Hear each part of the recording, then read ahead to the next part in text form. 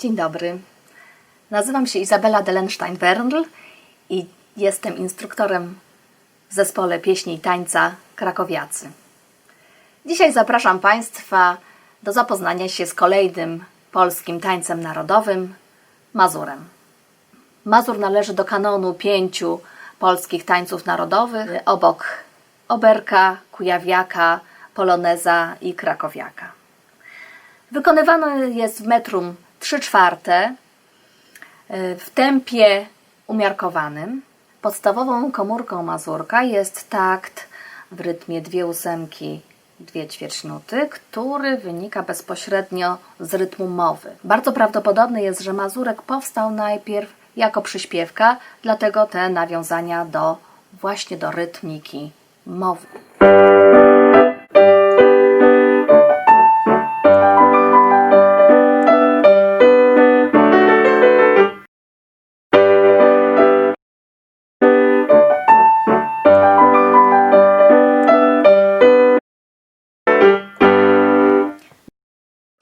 Pochodzi od nazwy ludzi zamieszkujących region Mazowsza, czyli od Mazurów.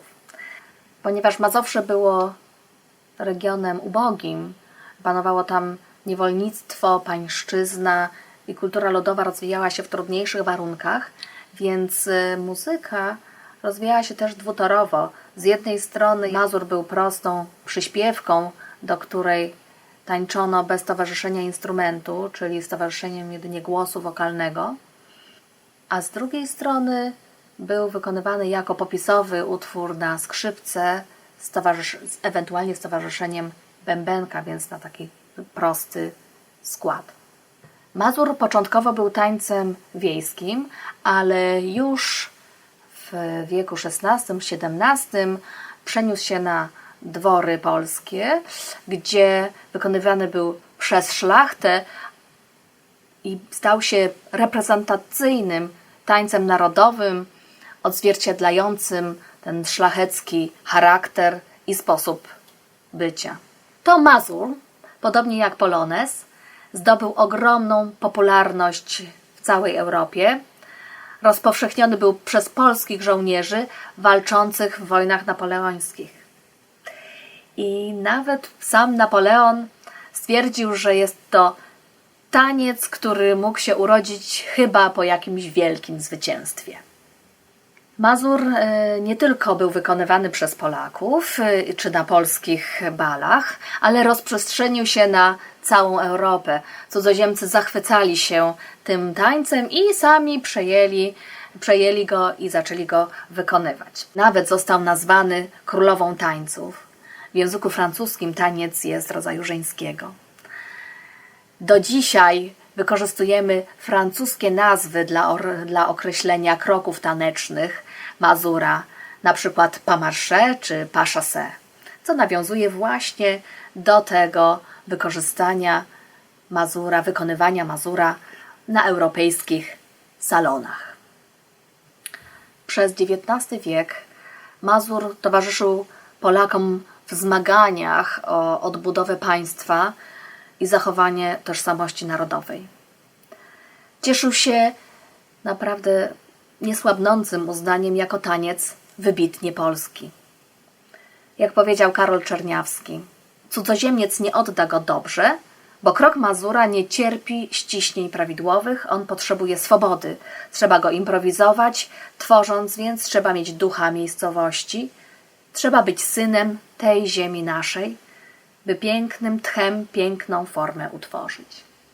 Przedstawiał on właśnie tą szlachecką wojowniczość, dlatego nawet figury mazura czasami mają symboliczne znaczenie szyku bojowego, stoczonej walki, a czasem przekomarzania się kochanków. Był tańcem wybitnie polskim, więc często pojawiał się na salonach czy w kompozycjach, w utworach kompozytorów polskich. Wiele pieśni patriotycznych ma również formę mazura czy mazurka, na przykład nasz polski hymn narodowy Mazurek Dąbrowskiego. Mazur został wykorzystany również w kompozycjach Fryderyka Chopina, który bardzo często nawiązywał do melodyki metrum, rytmiki i charakteru tego tańca.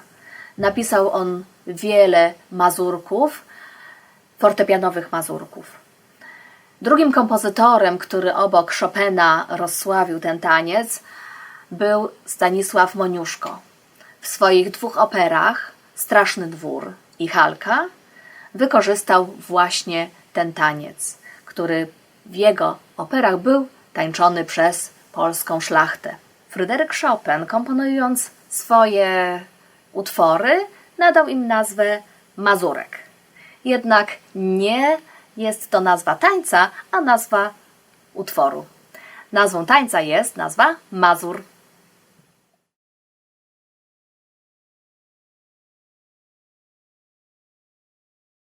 Partnerzy tańczą osobno, zwijają pięści i kładą obie ręce na biodra.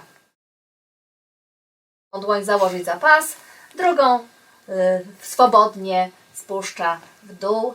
Partnerka może trzymać w obu rękach kontusz. Jedną ręką lub obiema rękami kontusz.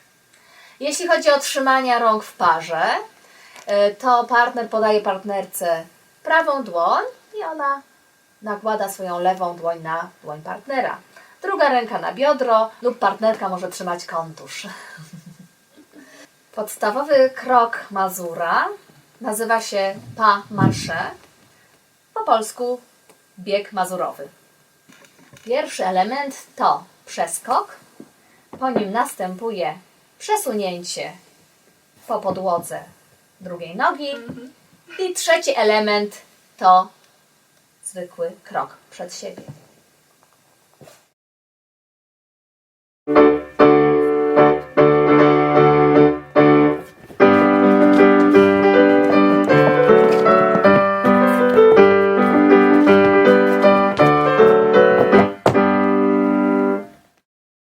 Mazurowy pas chassé. Podskok na jednej nodze, następnie przesuwa drugą nogę po parkiecie i na tej samej nodze wykonuje znowu podskok.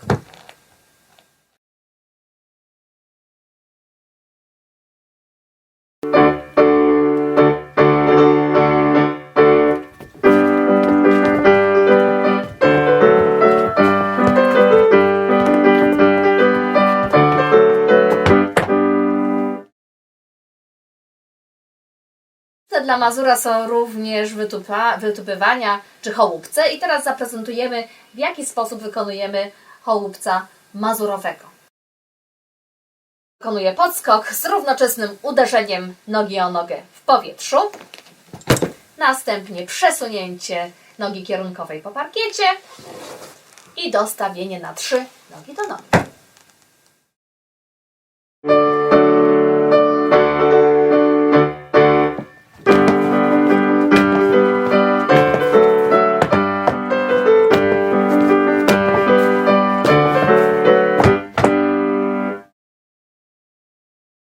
Od góry zakłada swoją lewą rękę na plecy partnerki. Jednocześnie robi w tył zwrot i podstawowym krokiem mazurowym parawiruje wokół własnej osi.